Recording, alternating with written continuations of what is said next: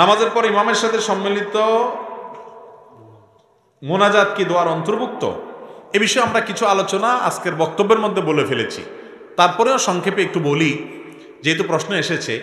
আমাদের নবী করিম সাল্লাল্লাহু আলাইহি সাল্লাম নামাজের পর দুই দিক সালাম ফিরানোর পর ইস্তেগফার পড়তেন 3 বার, আস্তাগফিরুল্লাহ আস্তাগফিরুল্লাহ আস্তাগফিরুল্লাহ। বুখারীতে আব্দুল্লাহ ইবনে আব্বাস রাদিয়াল্লাহু তাআলা বর্ণিত হাদিসের দ্বারা বোঝা যায় তাকবীরের কথাও, আল্লাহু আকবার বলার কথাও।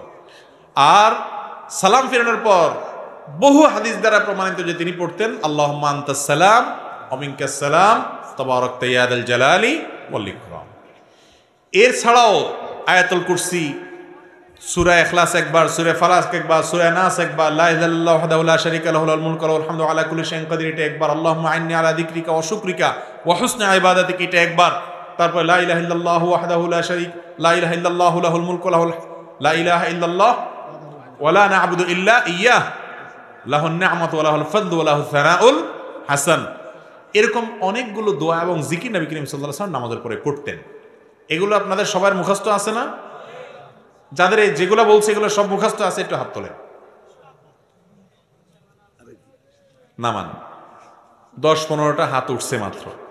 আর নামাজের পরে সবাই মিলে হাত তুলে দোয়া করার ব্যাপারে যে অভ্যাস এবং এই আমলটা, এটা মোটামুটি সবার মধ্যে আছে, তাই না? নবী করিম সাল্লাল্লাহু আলাইহি সাল্লাম সালাম ফেরানোর পরে যে দোয়া জিকিরগুলো করতেন হাদিসে প্রমাণিত, এবং সেই দোয়া জিকিরগুলো যে তিনি করতেন এই ব্যাপারে দুনিয়ার কোনো আলেমের দ্বিমত নাই। হানাফি, সালাফি, গায়রে সালাফি বা আপনার এমনকি আপনার বেদাতি, সুন্নি যত আছে কোনো আলেমের দ্বিমত নাই, কারণ দ্বিমত করার সুযোগ নাই। অসংখ্য হাদিসে আসছে নবী সাল্লাল্লাহু আলাইহি সাল্লামের পরে দোয়া জিকিরগুলো করতেন। যেগুলো তিনি নিয়মিত করতেন সেগুলো আমরা জানিও না, করা তো পরের কথা, ঠিক না ভাই? ঠিক। আমরা কোনটা জানি? আমরা জানি রেডিমেড মোনাজাত। রেডিমেড মোনাজাত